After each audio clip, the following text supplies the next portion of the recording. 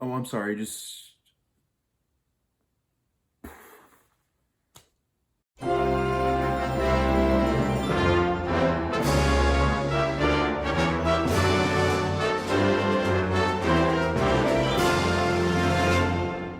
Spider-Man Across the Spider-Verse is directed by Joaquim Dos Santos, Kemp Powers, and Justin K. Thompson, and stars Shamik Moore, Haley Steinfeld, and Oscar Isaac. Miles Morales catapults across the multiverse when he encounters a team of spider people charged with protecting its very existence. But when the heroes clash on how to handle a new threat, Miles must redefine what it means to be a hero. What is to be said about the first Spider-Verse movie that has not been said already?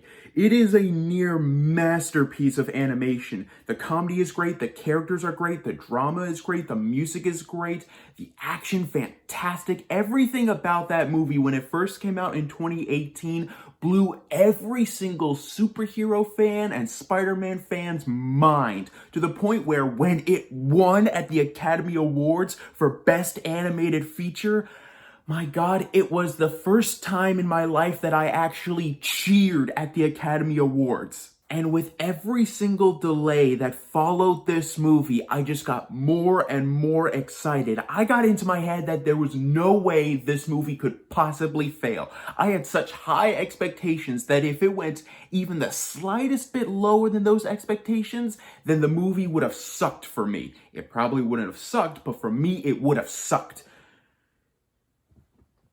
And those high expectations, this is legitimately one of the greatest animated movies I've ever seen in my life, one of the greatest sequels I've ever seen in my life, and probably the best Spider-Man movie I've ever seen in my life. It's just, oh my God, there is just so much insanity in this movie that just leads to how incredible it is. Where do I begin? Okay, bullet points, bullet points, bullet points. The characters. The characters in this movie, basically every single one of them are amazing. Every single person in this movie that is given even the slightest bit of a speaking line is so identifiable and so charming that even though some of them you only see for like a split second, you either want to know more about that person or you feel like you already have a good grasp on that person's personality. But the main standouts of this movie by far, Miles, Gwen, Miguel, and the Spot. Let's talk about Gwen first, because honestly, I didn't expect this going in, but there is a good balance of this being a Gwen Stacy movie just as much as it is a Miles Morales movie, and I didn't expect it, and I really loved it. Literally the first 20 minutes of the movie is basically Gwen's story, and I could have watched an entire movie about her story. Her struggle with her father, her struggle with life in general, you see that all in the first 20 minutes of the movie, and it's expanded on throughout the majority of the film, and I just loved every single bit of Gwen Stacy that we got in this movie. But yeah, the main character of the movie is still Miles Morales, and he is just as great in this movie as he is in the first movie. I mean, literally everything that you love about seeing the Spider-Man and Peter Parker dynamic in Spider-Man 2 and just how much both of those lives just clash is focused on a lot in this movie with Miles Morales. And I think I liked it way more in this movie than I did in Spider-Man 2 because you not only see that struggle, but you also see the family struggle between Miles and his parents. You clearly see the love that they have for each other, but you clearly understand the clash that all three of them have with each other, especially with Miles keeping the secret that he is Spider-Man from them. It's the great story of Spider-Man's struggle to get everything that he wants, and I feel like in this movie, it's way more identifiable because you see the family dynamic way more than you do in most other Spider-Man movies. And then there's Miguel O'Hara, aka Spider-Man 2099. I love Miguel so much in this movie. He's so cool. His Spider-Man suit is so unique.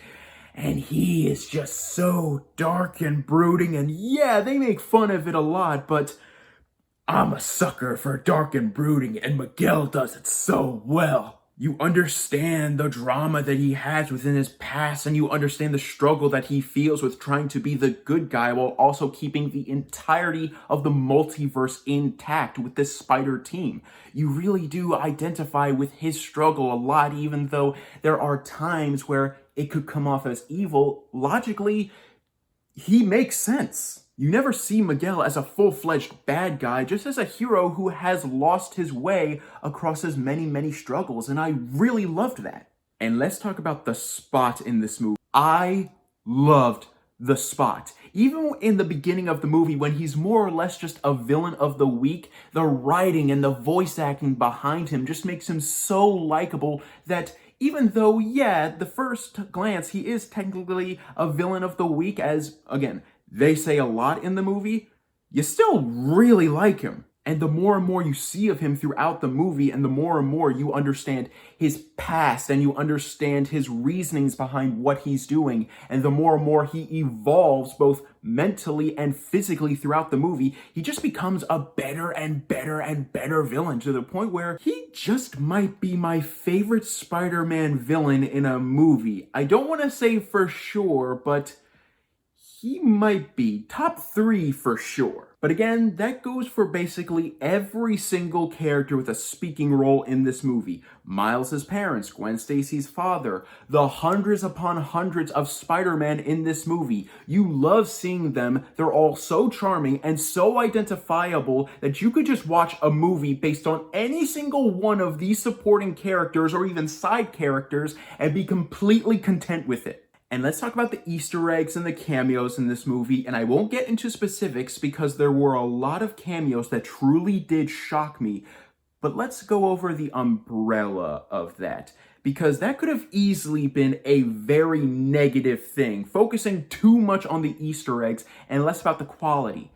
But no, all of the Easter eggs in this movie don't really come in until the last half of the film. So the first half of the movie is spent developing the characters, developing the story, to the point where they do point out all of the Easter eggs throughout all of Spider-Man history. It feels earned. Not just earned in terms of Spider-Man history all around, but earned within the story itself. And let's talk about the animation in this movie, because if you thought Into the Spider-Verse had some of the greatest animation ever put to film, this movie might just blow it out of the water. Not only does it have all the fast-paced, stylistic, flowing movements from the previous film, but it also incorporates a whole bunch of different styles along with that classic Spider-Verse style. Depending on what universe the characters are in, their styles of animation vary completely. There are some that look like they're straight out of the comics. There are some that look like they're way more 3D animated than the actual 3D characters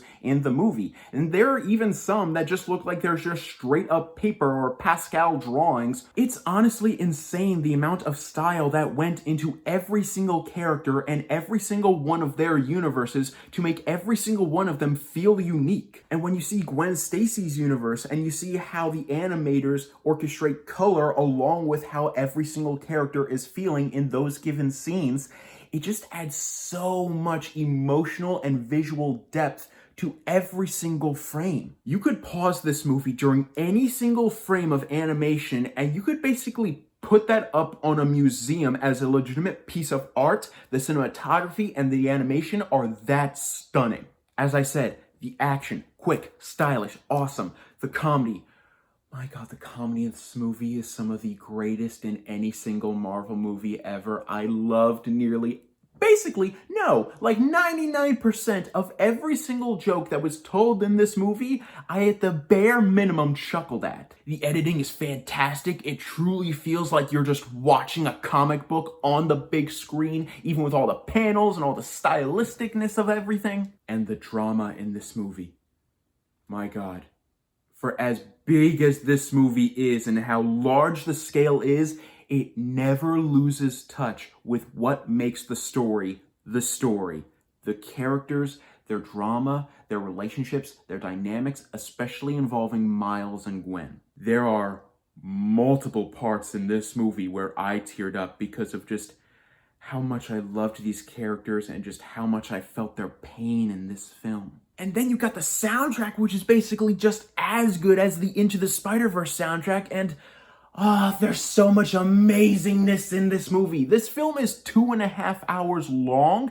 And honestly, they could have just ran the movie throughout a good double that length, and I would have been completely fine because of just how much I loved everything that I was seeing on screen. As for flaws, I don't know. They've already established that this movie is going to be a part one of a two-parter, and where they leave it off does leave you hanging.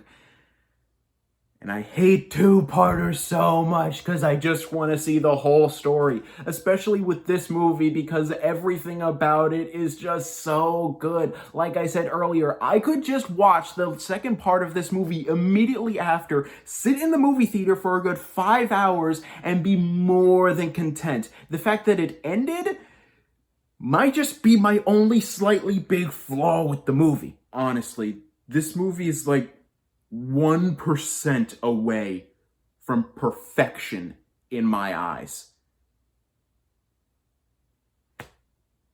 It's either a masterpiece or damn near a masterpiece, man. The characters are charming, the animation is gorgeous, the action is awesome, the soundtrack is great, the comedy is fantastic, the drama is identifiable, and the balance of style and substance both turned up to 1,000 in this movie is insane. I don't even know what else to say. I mean, I've already seen it twice in theaters, and I guarantee you, I'm gonna see it again in theaters. Yeah, without a shadow of a doubt, Spider-Man Across the Spider-Verse gets an A+. Well, guys, thank you so much for watching, and let me know in the comments down below what is the greatest animated movie you've ever seen in your entire life. For me, it's still a toss-up between Lion King, Prince of Egypt, and Batman Mask of the Phantasm, but to be fair, I do think now Across the Spider-Verse might get pulled into the mix. Thank you guys so much for watching. You guys are the best. And don't forget to click subscribe and click the bell icon down below to stay up to date on all things movie, all things TV, all things nerd.